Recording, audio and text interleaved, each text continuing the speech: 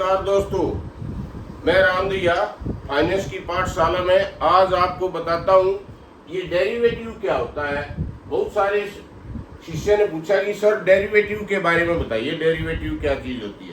तो डेरिवेटिव क्या होता है? डेरिवेटिव एक कॉन्ट्रैक्ट होता है और हेजर होते हैं मार्केट के अंदर। जैसे इन्वेस्टर होते हैं, ट्रेडर होते हैं, ऐसे ही हेजर होते हैं। वे हेजर जो है अपने पैसे को सुरक्षित करने के लिए हेज करते हैं और हेज यानी कि कॉन्ट्रैक्ट करते हैं। तो एक कॉन्ट्रैक्ट होता है कि कोई अंडरलाइंग एक एसेट होती है, उसकी एक वैल्यू होती है। आगे एग्जांपल से आपको बारीकी से सारी बातें मैं बताऊंगा, ध्यान से देखें आप।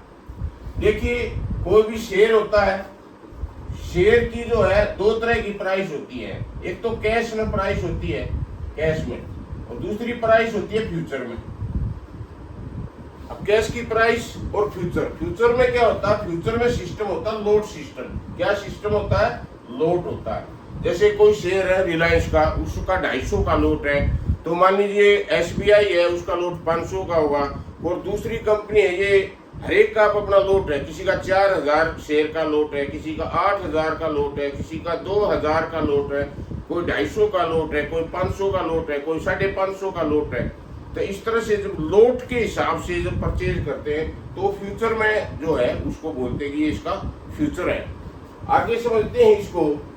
फ्यूचर के बारे में मैंने बताया। ऑप्शन क्या होता है? जैसे ही कोई शेयर होता है उसका एक ऑप्शन होता है। ये ऑप्शन जो है, ये आजकल के जो न्यू ट्रेडर्स हैं, ये उनकी एक तरह से कमर तोड़ने वाला होता है। न्यू ट्रेडर से मेरी एडवाइस है, वे आते ही ऑप्शन में ना कूदें।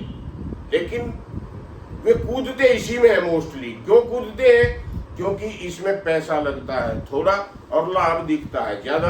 तो एक लालच जो है न्यू ट्रेडर को मानता है, यहाँ पर घुसते ही उसको कुचल देता है। सेबी का कहना है कि 90% के लगभग आदमी जो है यहाँ पर अपना पैसा गवाते हैं इंडिया के अंदर। तो न्यू रिटेलर जो भी शेयर मार्केट में इन्वेस्ट करे, मेरा उनसे जो है कहना है कि वे जो है आते ही ऑप्शन में ट्रेड ना करें, ट्रेडिंग भी ना करें किसी को, वे करें इन्वेस्ट। और जब मार्केट को आप पूरी तरह से समझ जाए उसके बाद ट्रेडिंग भी कर सकते हैं। तो इसको समझते हैं ऑप्शन। इसमें ऑप्शन में क्या होती है? एक कॉल होता है और एक पुट होता है।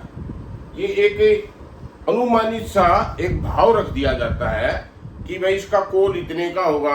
आज अगर कोई शेयर है, जैसे कि देखते हैं ये रिलायंस कंपनी को पकड़ते हैं। रिलायंस का आज कैश प्राइस है 3000 और इसका लोट है 250 का। इसमें 250 शेयर है एक लोट के अंदर। तो टोटल अमाउंट अगर है, हम 300 शेयर को खरीदने के लिए 3000 की प्राइस पर 250 शेयर खरीदते हैं, तो हमारा कितना पैसा इन्वेस्ट हो जाएगा? हमारा पैसा इन्वेस्ट हो जाएगा 7,50,000 रुपये। इतना रुपया एक बार में इन्वेस्ट करने के लिए हर किसी के पास नहीं है। तो नया ट्रेडर अब क्या करता है? उसके लिए एक खेल बना दिया।